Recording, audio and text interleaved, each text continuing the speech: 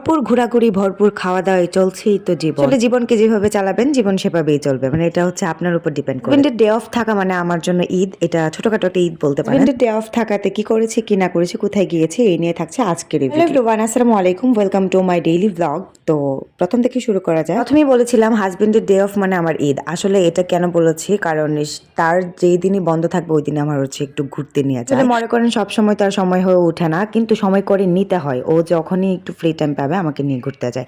আসলে আপনাদেরকেও বলি, যারা ভাইয়ারা আছেন তো আপুদেরকে একটু ঘুরতে নিয়ে যাবেন, তাদের মন মাইন্ড সবকিছুই ভালো থাকে। তো বকবক করতে করতে আমার বিছানা গুছানো শেষ হয়ে গিয়েছে। তো আম্মু ওই দিক দিয়ে ডাকতেছে খাবার রেডি। তো কালকে ছিল ফ্রাইডে, তো কালকের ভিডিওটা আজকে আমি আপলোড দিচ্ছি। আসলে প্রত্যেকটা মেয়ে হচ্ছে শ্বশুর বাড়ি থেকে যখন বাপের বাড়িতে আসে সবাই জমিদার হয়ে যায়। এখন বাজে প্রায় 12টা কাছাকাছি, ঠিক আছে। তো তখন আমি ঘুম থেকে উঠলাম, ওঠার পরে এই তো ব্রাশ টাশ করতেছিলাম, নিজের বিছানাটা একটু গুছিয়েছি।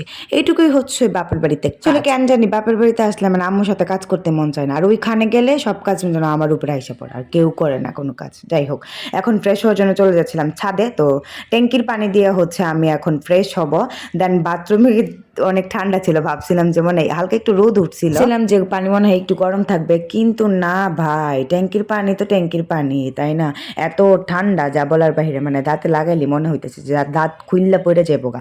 যাই হোক, এখানে আমরা এখন ফ্রেশ হচ্ছি। তো ফ্রেশ হওয়ার পর তো আমি আগে ফ্রেশ হয়ে গিয়েছি, মুখ মুছতেছি। তো আমার হাজবেন্ডকে আমি বলতেছিলাম যে বলো তো ট্যাঙ্কির পানি কিরকম লাগে। সে তার রিয়েকশন দেখে আপনারা বুঝতে পারবেন যে কেমন ঠান্ডা। শীতের সময় তো সবকিছুই ভালো লাগে, ঘোরাঘুরি ধরেন, ঘাম টাম কিছুই হয় না, সাজগুজ সবকিছুই থাকে। বাট এই পানিটা যখন টাচ করা হয়, বাপরে বাপ, একদম মানে খবর করে দেয়। তারপর এই তো এখানে একটু ঢং ঢং করতেছিলাম ছাদের উপরে, এই চারপাশে কিন্তু কেউ নেই। আমি দেখি হচ্ছে আম্মু সুন্দর একটা খিচুড়ি রান্না করেছে, তার সাথে আবার ডিম ভাজি। ও মাই গড, এটা তো শীতের খাবার। তো আমার খিচুড়ি বরাবরই অনেক বেশি ভালো লাগে। এটা ছিল একটু লেটকা খিচুড়ি, দেন এটার সাথে ডিম ভাজি ছিল। তারপরে তো আমরা এখানে বসে একটু আড্ডা দিচ্ছিলাম, সকালের খাবার শেষ করেছি খিচুড়ি দিয়ে।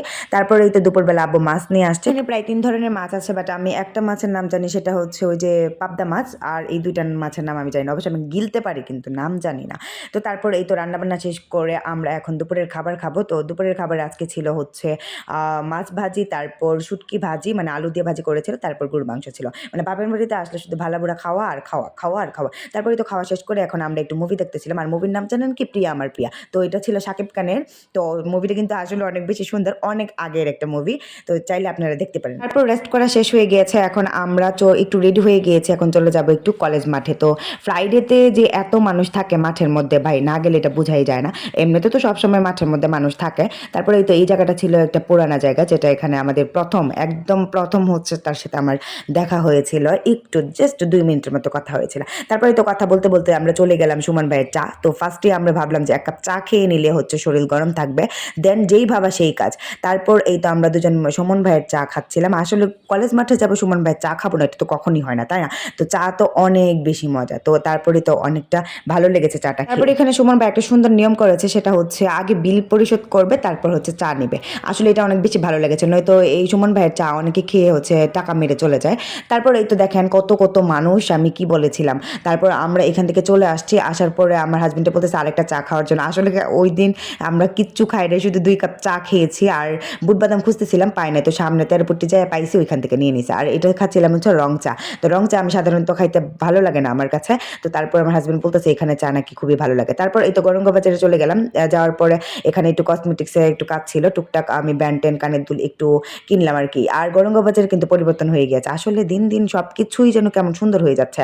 বাসায় এসে দেখে আম্মু মুড়ি মাখাচ্ছে, তো অনেক বেশি মজা করে খেলাম। খাওয়ার পরে হচ্ছে আব্বু মার্কেটে গিয়েছিল, দেন ওনার জন্য কেনাকাটা করেছে, তারপর আমার জন্য অনেকগুলো খাবার নিয়ে ছিল। প্রথমে আনা, তারপর বড়ই ছিল। আসলে বড়ইটা না ধুয়ে আমি যেন খাইয়ে ফেলতেছে, আম্মু বলতেছে ধুয়ে নিতে, তারপর আমি ধুই নি। তারপর হচ্ছে আমার জন্য কমলা নিয়ে আসছিল। তো কমলা ঠান্ডার মধ্যে ভাই কমলা কেমনে চলে আমি বুঝি না। তো এটা ঠান্ডার ফল, তো মানে শীতের ফলই হচ্ছে কমলা।